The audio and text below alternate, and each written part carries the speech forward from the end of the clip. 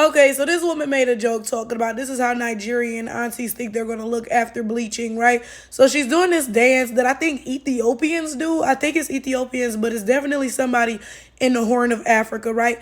So the joke is that Ethiopians and other horners don't look black. I mean, quite frankly, they don't. Okay, if anything, I guess I would describe them as boneless black. Like they be looking like sometimes you see a black person and you like something is a little bit off though. Like maybe you got a white grandparent or something.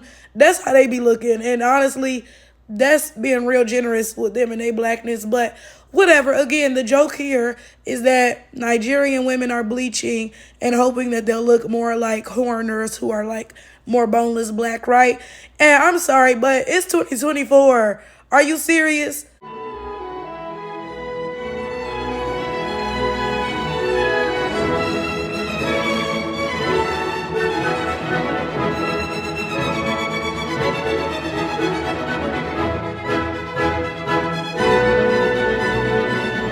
It is 2024 and Africans are still bleaching. Like, when I tell y'all Africans are heartbreaking, I'm not gonna hold y'all. Like, maybe it's just me personally. Y'all let me know.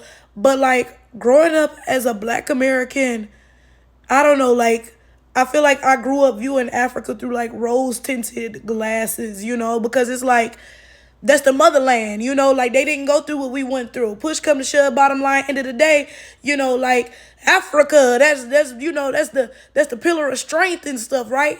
But then when you actually grow up and meet Africans, it's like they are so much more down bad than black Americans, even though we went through so much more than them. And I know they about to be in the comments talking about, ooh, colonialism was bad. Don't get me wrong, it absolutely was. Like the Belgians in the Congo, yeah, definitely. But bottom line, end of the day, nothing compared to transatlantic slavery because we went through everything y'all went through, and then we were also displaced from our countries and homes and all of this other stuff. There's a whole added layer. So it is what it is, right? So the fact is, black Americans went through more than y'all, but y'all 10 times more mentally enslaved than us. Like that, like it's heartbreaking. It is.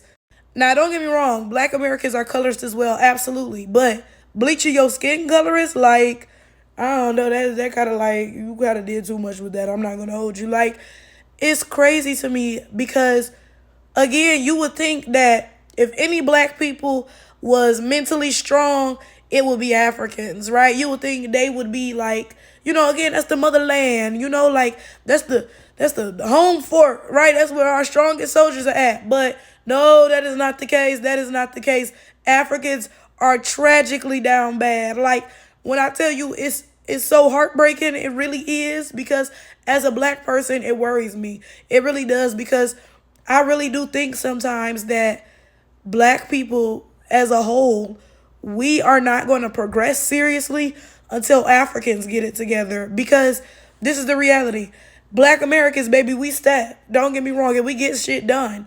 But we could get a whole lot more done if we had the backing of Africans, but we don't because again, they more mentally enslaved than us. Like, imagine how much we could have got done during the civil rights movement. And we was like, hey, yo, hey, look, Big Brother Africa got our backs. You know what I'm saying? Like, the treatment that black Americans face is directly tied to how pathetic Africans are. Because if Africans were not completely pathetic, then folks would be like, oh, hold up, like let's not mess with black Americans and be racist to them because, Africans, they got some strong footing. They could stir shit up, like they're strong. They could not trade with us. They could, send their army against us, whatever. But that's not the case, like at all, even remotely, a little bit. Like, child, I really weep for the future of black people because if our progress depends on Africans breaking the mental shackles they got on, I don't have very high hopes for us.